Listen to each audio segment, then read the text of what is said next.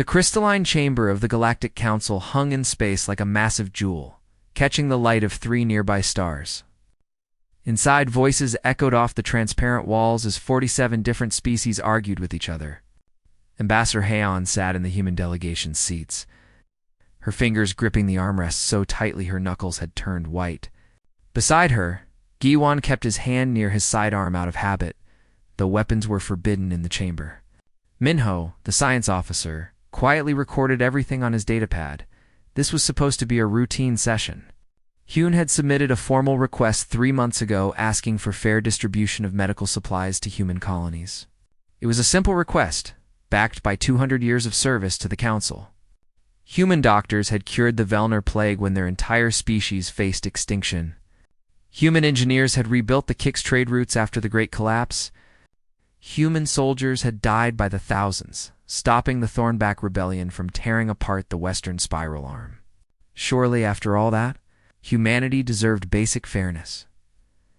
Speaker Valeth rose from his elevated platform, his insectoid body clicking and chittering. He was massive, nearly 3 meters tall, with compound eyes that reflected the chamber's light in strange patterns. His species, the Krell, had founded the Council 5,000 years ago. They considered themselves the galaxy's natural leaders, though Han had never understood why. The Krell hadn't invented anything useful in centuries. "The human petition is denied," Valeth announced, his translator device making his voice boom across the chamber. As we have explained numerous times, humanity's contributions to the Council are merely adequate compensation for the privilege of membership. Heian stood slowly. She had prepared a speech, carefully worded to be diplomatic, yet firm. But looking around the chamber at the faces of species humanity had saved, species that now wouldn't even meet her eyes, she forgot every word of it. "Adequate compensation," she said quietly. "Is that what you call it when our doctors worked for 30 years straight to cure a plague that killed billions of Velner? When our engineers spent decades in deep space rebuilding infrastructure, you let fall apart through negligence? When our soldiers died protecting colonies that weren't even our own?" Valeth's mandibles clicked in what Hyun had learned was the Krell equivalent of a dismissive laugh. The Velner would have developed their own cure eventually. The Kix trade routes were not as damaged as reported, and the Thornback situation was exaggerated by human military officers seeking glory. Round the chamber, other delegates nodded or made their species equivalent gestures of agreement. The Velner representative, whose entire civilization owed its existence to human geneticist Sumin, remained silent. The Kix delegate, as people could travel between stars only because human technician Daeho had fixed their navigation systems. The frontier species, protected by defense grids, designed by human strategist Suyun, found urgent business with their datapads. G1 leaned close to Hyun. "They're not going to listen," he whispered. "They never do." Hyun knew he was right. This wasn't the first time humanity had asked for fair treatment. It wasn't even the 10th time. For 2 centuries, the Council had used humanity's desire to be good galactic citizens against them.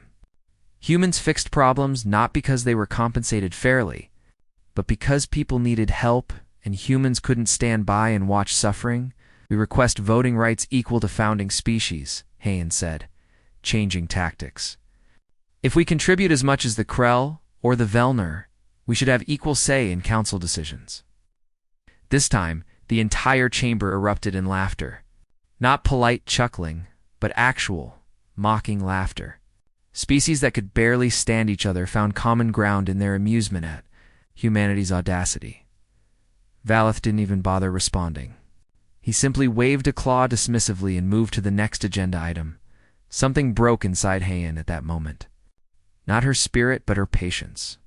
She had spent 30 years as Earth's ambassador, trying to earn respect for her species through hard work and diplomacy. She had swallowed countless insults. She had watched human achievements be minimized and human sacrifices be forgotten. She had believed, truly believed, that eventually the galaxy would recognize humanity's value. She had been wrong. Hyun reached into her jacket and pulled out a small data chip. She had hoped she would never need to use it, but Earth's government had prepared for this possibility. They weren't fools. They knew how the Council treated humanity. Speaker Valeth, she said, her voice cutting through the chamber's noise like a knife. I have a statement from Earth's unified government. Valeth sighed with exaggerated patience. More complaints? More demands?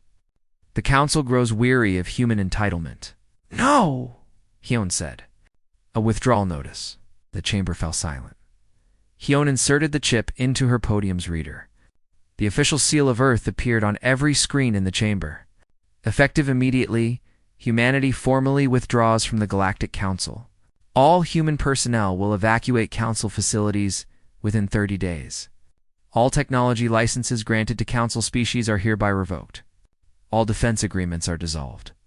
All research partnerships are terminated. Valeth's mandibles stopped clicking. You cannot be serious. We are completely serious, Hyun said. She felt Jiwon and Minho stand beside her in a show of unity. For 200 years, we have served this council faithfully.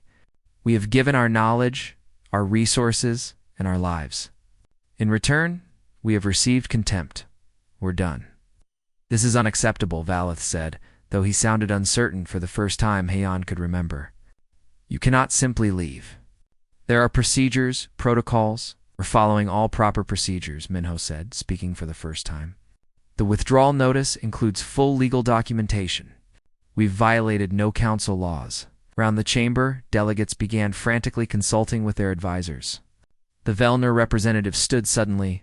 But what about our medical facilities? Your doctors maintain our plague resistance treatments. Find new doctors, Hyun said coldly. We're sure someone else can figure it out. Eventually, Kik's delegate spoke up, his voice translator making him sound panicked. Our navigation systems require human technicians for updates and maintenance. Then I suggest you learn how they work, Jiwon said. We've offered to train your people dozens of times. You always refused, said it was easier to just let humans handle it. Other delegates began shouting questions, making demands, threatening consequences. But Haeyeon simply closed her datapad and walked toward the chamber exit. Jiwon and Minho followed. Behind them, the council descended into chaos. As they reached their ship, Minho asked the question Haeyeon knew was coming. Do you think they'll come to their senses? Apologize and ask us to stay. Haeyeon looked back at the crystalline chamber, at the species inside who had just learned they might have to face the galaxy's problems without someone else solving them. No, she said quietly. They're too proud. They'll convince themselves they don't need us, that we were never that important anyway. And then, Jiwon asked. Then they'll learn the truth, Hyun said. The hard way. Across 40 star systems, humanity began coming home. 6 months had passed since humanity withdrew from the Galactic Council. Dr. Sumin sat in her small apartment on Earth, drinking morning tea and watching the news feeds from across the galaxy. The reports made her feel sick to her stomach, but she couldn't look away. The Velner plague was back. The news showed hospitals overflowing with patients, their skin covered in the distinctive purple lesions that had once nearly destroyed their entire civilization. Medical workers in protective suits rushed between beds, but Sumin could see the hopelessness in their movements. They didn't know what to do. Sumin knew exactly what was happening. The plague cure she had developed 30 years ago wasn't a permanent solution. The virus mutated constantly, adapting and changing. That's why she had designed a quarterly update protocol. It's a series of genetic modifications that needed to be applied every 3 months to keep the resistance treatments effective. For 3 decades, she and her team had provided those updates without fail. Until humanity left the council, the Velner had never bothered to learn how the updates worked. They had simply shown up at human medical stations every 90 days, received their genetic modifications, and left. They had never said thank you. They had never offered to compensate the human doctors who spent weeks developing each update. They had treated it like a subscription service they were entitled to. Now the service had ended. The virus was winning. Sumin's communication terminal beeped. Another message from the Velner Medical Authority, the 15th this week. She deleted it without reading. The early messages had been demands. Recent ones had been pleas. None of them had included an apology for how they had treated her during her years of service. None of them had acknowledged that human contributions had ever mattered. She finished her tea and went to work. Earth's hospitals needed her now, and unlike the Council species, Earth's government actually valued its doctors. Meanwhile, in the Kix home system, Technician Deho's replacement was having a very bad day. The young Kix named Terrell stared at the navigation system diagnostic readout and tried not to panic. 3 ships had disappeared this week, just vanished during their faster-than-light jumps, never arriving at their destinations. 17 more had barely survived emergency exits from jump space. Their ships damaged and crews traumatized. Terrell had studied the navigation systems for years. He knew the official code, understood the basic principles, could perform standard maintenance. But there was something wrong with the core programming, something that caused occasional calculation errors. The errors were small, just tiny fractions of decimal points. But in faster-than-light travel, tiny errors meant ships could miss their destinations by light years. For decades, human technicians had manually corrected these errors. Deho had discovered the flaw shortly after the Kix joined the Council. He had offered to fix it permanently, to rewrite the core code to eliminate the problem. The Kix government had refused. They didn't trust humans to access their most critical systems. Didn't believe the young species could improve on technology Kix had used for thousands of years.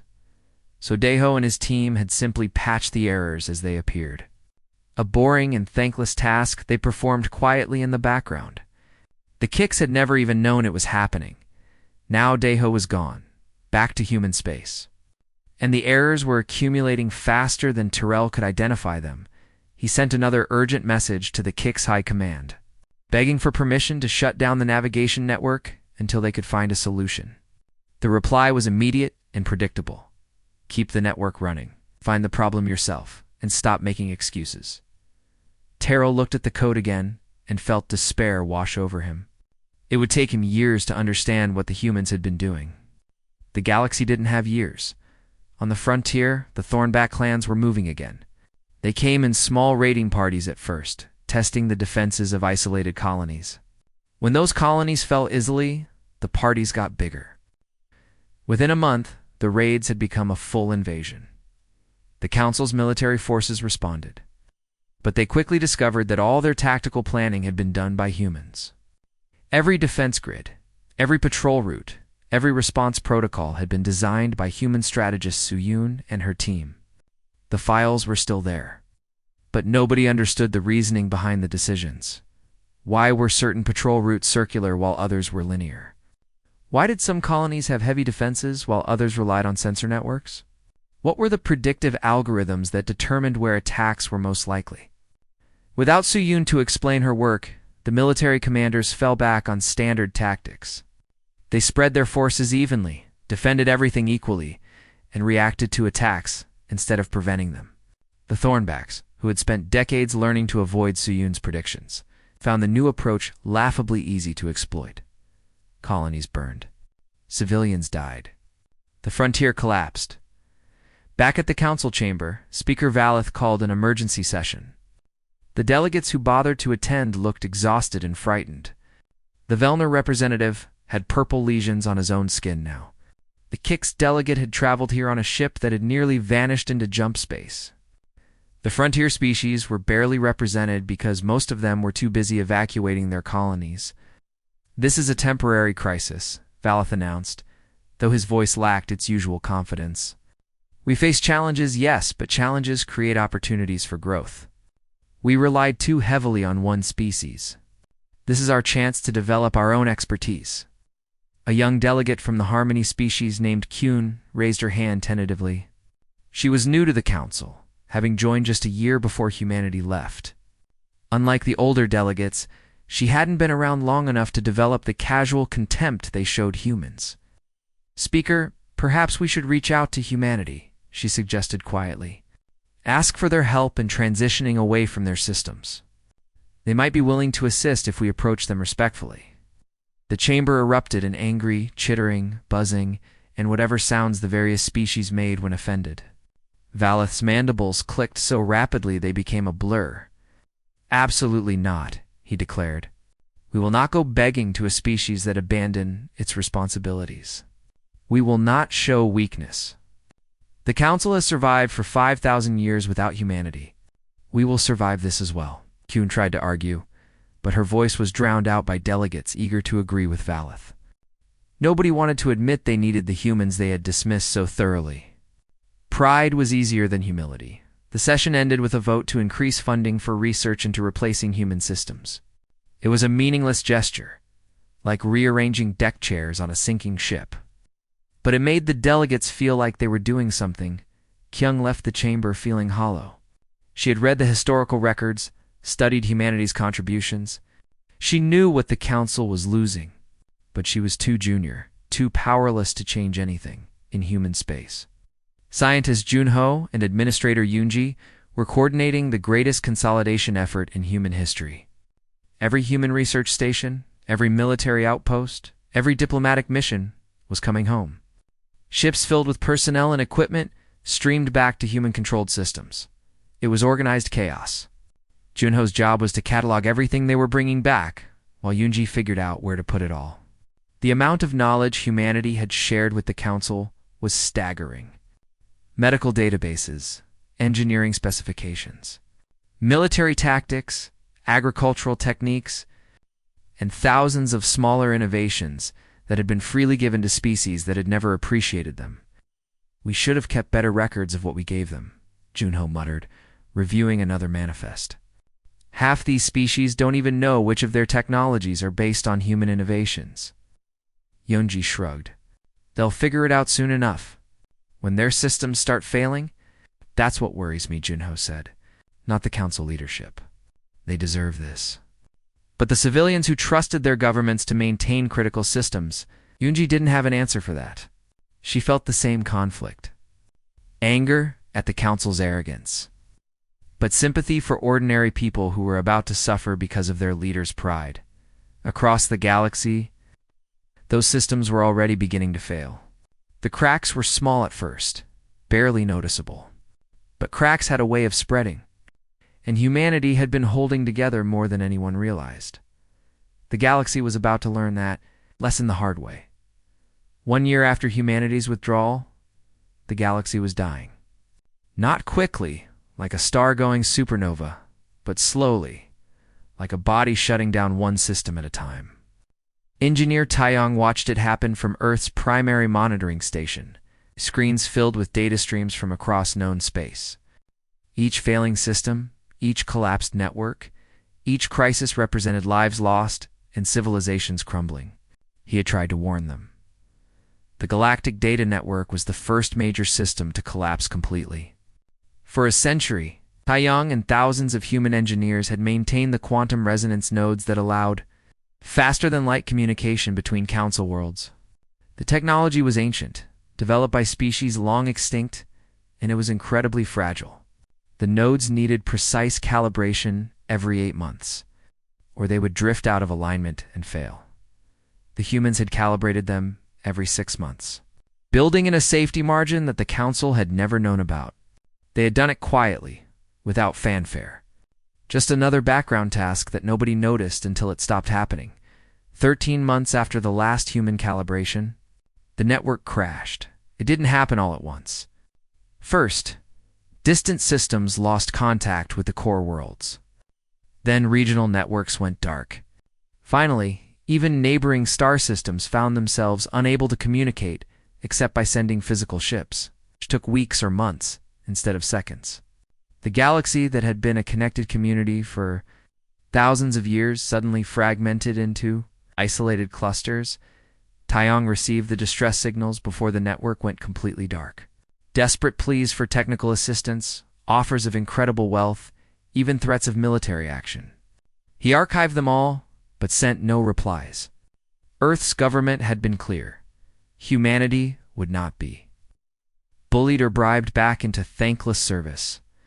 The communication collapse triggered cascading failures across the galaxy. Without coordination, problems that could have been managed became catastrophes.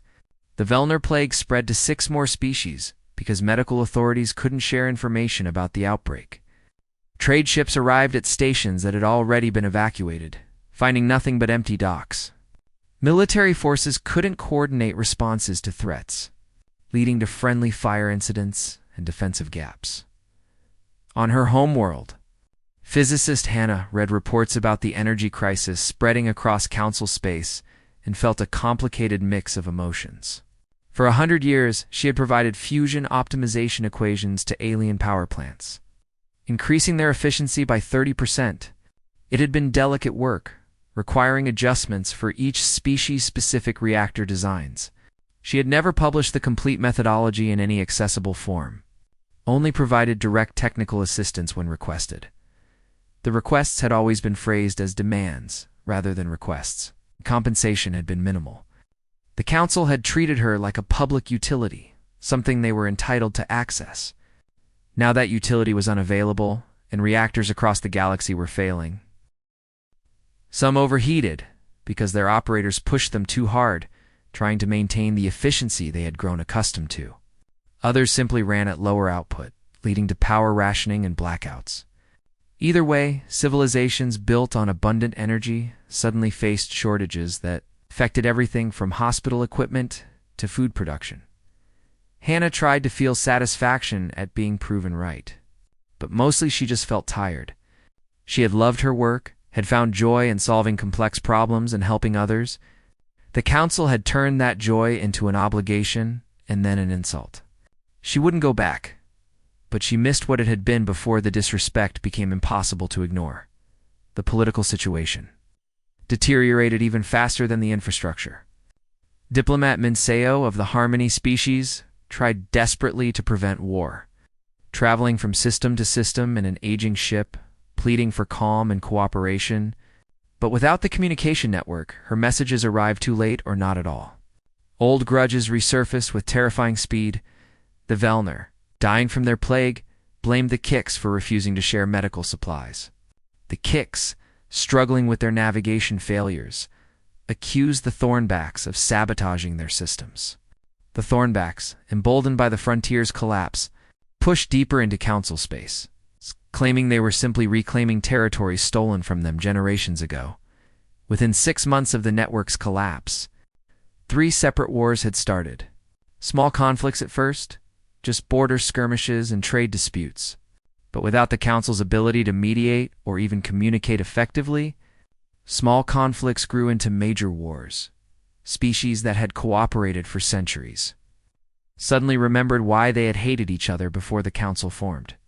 Ancient territorial claims were revived. Historical grievances were weaponized. The fragile peace that had held the galaxy together shattered like glass. Speaker. Valeth watched his civilization fall apart from his chamber, which now stood mostly empty. Most delegates had stopped attending sessions. Some couldn't travel there anymore because the navigation systems were too unreliable. Others were too busy dealing with crises at home. A few had died, their species too proud to ask humanity for help with medical emergencies. Valeth had aged noticeably in the past year. His mandibles clicked slower, his movements were stiff, and his compound eyes had lost their shine. He still refused to acknowledge that humanity's departure was the cause of the galaxy's problems. Instead, he blamed incompetent subordinates, bad luck, and a conspiracy of malicious forces working against the council. Kuhn, the young Harmony delegate, attended every session despite the difficulties of travel. She kept hoping Valeth would finally accept reality and authorize contact with humanity.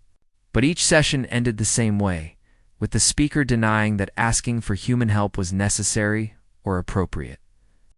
"We built this civilization without humans," Valeth would say, his voice translator crackling with interference from the failing power grid. "We can rebuild it the same way." But they hadn't built it without humans. They had simply built it before humans arrived. And in the 2 centuries since humanity joined the council, the galaxy had become dependent on human contributions in ways nobody had bothered to track or understand. In human space, Fleet Commander Yuna monitored the deteriorating situation through long-range sensors. Her ships could see council space burning, could intercept the distress calls that grew more desperate each day. Her crews wanted to help. Humans were built to help. Watching suffering and doing nothing went against everything Earth's culture valued. We should send medical ships at least, urged Dr. Seojin during a command meeting. The plague victims didn't make the decision to disrespect us. Why should they suffer for their government's pride? Historian Ji-hoon shook his head firmly. Because if we go running back at the first sign of crisis, we teach them nothing. They'll accept our help, let us fix their problems, and then treat us exactly the same way they did before. We've seen this pattern before in human history, over and over. Charity without changed behavior just enables more abuse, so we just watch them die. Eojin demanded. No, Yuna said quietly. We wait for them to ask properly, to acknowledge what they lost and show genuine respect for what we're offering. Then we can help without enabling their arrogance. It was a hard position to hold. Every day brought new reports of suffering. Refugees fleeing plague-ravaged worlds. Colonies going dark as their power systems failed. Ships lost in jump space because navigation systems failed. The death toll was climbing into the billions. Earth's government held emergency sessions debating the same questions Yuna's crew argued about. Some officials pushed for immediate humanitarian intervention. Others warned that premature assistance would undermine everything humanity had stood for in withdrawing. The debates grew heated, with neither side fully wrong or fully right. In the end, they reached a compromise. Humanity would send one message to the Council's emergency frequency. Just one. Offering help to any species that requested it formally, and promised to treat human personnel with dignity and respect. No gloating, no demands for payment, just a simple offer of assistance. Ambassador Han, who had delivered humanity's withdrawal notice a year earlier, recorded the message. She kept it brief and professional, her face showing neither anger nor satisfaction. Just sincere concern for innocent lives being lost. The message was transmitted on all frequencies the Council had once used for emergency broadcasts. Given the network's degraded state, it took 3 days for the message to propagate across Council space. Speaker Valeth received it in his chamber. He sat alone, staring at the screen for hours. His civilization was collapsing. Billions of his people were suffering. He could save countless lives with a single transmission accepting humanity's offer, but he couldn't do it. Couldn't admit that the primitive species his people had mocked was now the galaxy's only hope. Couldn't face the shame of begging for help from those he had. Dismissed so thoroughly, he deleted the message and told no one it had ever arrived. Galaxy continued its descent into chaos. 18 months after, humanity withdrew from the Galactic Council. The Velner Union ceased to exist. The plague that human Dr. Suman had once cured swept through their remaining population like fire through dry grass. Their medical facilities, once state-of-the-art, stood empty and dark. Their doctors, trained to rely on human updates and protocols, had no idea how to fight the virus on their own. The final broadcasts from the Velner homeworld were heartbreaking. Survivors huddled in shelters surrounded by the dead, begging anyone who could hear to send help. But the communication networks were too damaged for their pleas to reach far. And most species who received them were too busy with their own crises to respond. When the broadcasts finally stopped, intelligence estimates suggested that 98% of the Velner population was dead. The survivors, maybe a few million scattered across remote colonies, became refugees. They wandered from system to system in damaged ships, looking for someone who would take them in. Few did. Resources were too scarce. Nobody wanted to risk the plague spreading to their own populations. Sumin watched the reports from Earth, cried for the first time since humanity's withdrawal. She had known this would happen, had tried to warn Velner medical authorities before she left. They had dismissed her concerns with the same arrogance they had always shown. Now their entire civilization was gone, and she couldn't help feeling that she should have tried harder to make them understand. You did everything you could, her colleague told her gently. You offered to train their doctors. You offered to share the complete methodology. They refused every time. I know, Sumin said, wiping her eyes. But knowing doesn't make it hurt less. The economic collapse was total and absolute. Without working trade routes or reliable communications, the complex galactic economy simply disintegrated. Currencies that had been stable for thousands of years became worthless overnight. Planets that had specialized in specific industries found themselves unable to trade their products for food or medicine. Bartering returned as the primary form of exchange. But even that was difficult when ships couldn't navigate safely between systems. Some worlds had surpluses of food but no medicine. Others had medicine but no food. Still others had neither and faced starvation. On wealthy core worlds that had never experienced scarcity, populations rioted as power rationing led to food shortages. Governments fell as citizens blamed their leaders for the catastrophe. Some leaders were executed in public squares. Others fled in private ships, becoming refugees themselves. The technological civilization that had spanned thousands of light years and included dozens of species regressed within months. Worlds that had relied on imported technology found themselves unable to maintain basic services. Hospitals shut down, water treatment plants failed, climate control systems stopped working. People died not from war or plague, but from simple, preventable problems that a functioning society could have easily solved. In the chaos, strongmen emerged. Former military officers seized control of planets, promising order through strength. Pirate fleets, no longer afraid of council patrols, raided undefended colonies and grew into small empires. The Thornbacks expanded their territory unchecked, conquering systems that had no organized defense. The galaxy descended into a dark age. There was no one who could stop it. After months of internal debate, watching the suffering grow worse each day, humanity's government decided to send one more message. This time it wasn't an offer, but a simple statement of fact, delivered again by Ambassador Hayon.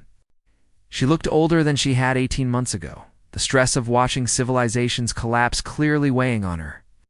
But her voice was steady as she spoke to the camera. To the people of the galaxy, she began, humanity grieves for your suffering. We take no pleasure in the crisis you face. Humanitarian aid, medical supplies, technical assistance are available to any species or government that requests our help formally and commits to treating human personnel with dignity and respect.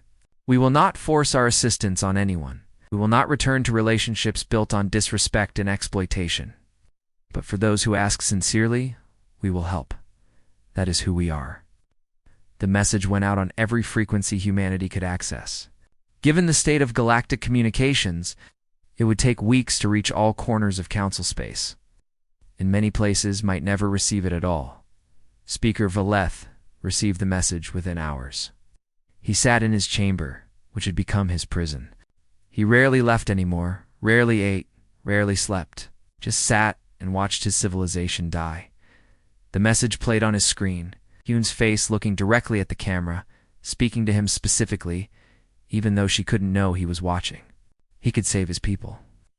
All he had to do was send one transmission, one simple request for help, acknowledge humanity's value, promise to treat them with respect. The suffering could begin to end.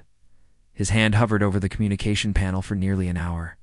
Then he pulled it back and deleted the message, just as he had deleted the previous one. His pride was all he had left. If he surrendered it, he would have nothing. But Diplomat Kuhn made a different choice. She had watched the Council's pride. Kilbillions had seen entire civilizations collapse because leaders like Valeth couldn't admit they were wrong. She couldn't save everyone. She could save someone. Without authorization from Speaker Valeth or anyone else in the Council hierarchy, she used her personal communication equipment to broadcast a message directly to human space. She didn't try to hide what she was doing. She knew it would probably end her career, might even result in criminal charges, but she didn't care anymore. My name is Kyung of the Harmony species, she said into her recorder. I speak only for myself and the refugees currently sheltering in Harmony space. We acknowledge that the Council treated humanity with disrespect and took your contributions for granted. We acknowledge that our current crisis is the direct result of the Council's arrogance. We humbly request humanitarian assistance, and we promise to treat any human personnel who help us with the dignity and respect they deserve and that we failed to show them before. We understand if you refuse. We deserve refusal. We ask anyway, because people are dying, and pride is a poor excuse for letting them suffer. She transmitted the message and waited. 3 days later, a human medical ship entered Harmony space. It was a large vessel, clearly well equipped, and it moved with the confidence of a crew that knew exactly what they were doing. Kyung watched it land at the largest refugee camp in her home system. Afraid to hope. Dr. Seojin emerged first, followed by her medical team. They wore simple uniforms with Earth's flag on the shoulder, carried supplies, and looked tired but determined. Seojin found Kun waiting near the landing pad. "You asked for help," Seojin said simply. "So we came." Kyung felt tears streaming down her face. "Thank you," she whispered. "I'm so sorry for how we treated you." "I know," Seojin said, not unkindly. "Let's focus on helping people now. We can talk about everything else later." The human medical team spread through the refugee camp, working without judgment and without hesitation. They treated plague victims with medicines the refugees had no access to. They repaired medical equipment that had broken down. They showed local doctors techniques for handling the crisis with limited resources. They didn't gloat, didn't demand special treatment. They simply helped people who needed help, the way humans always had. Word spread quickly despite the degraded communication networks. Humanity had returned to help the Harmony species. Other species, watching their own populations suffer, faced a choice. They could hold on to their pride like Speaker Valeth, or they could swallow it like Kyung had.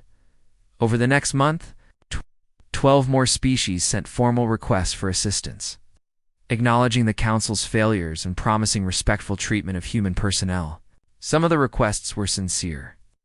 Others were clearly written through gritted teeth, pride barely contained. They asked, and that was what mattered.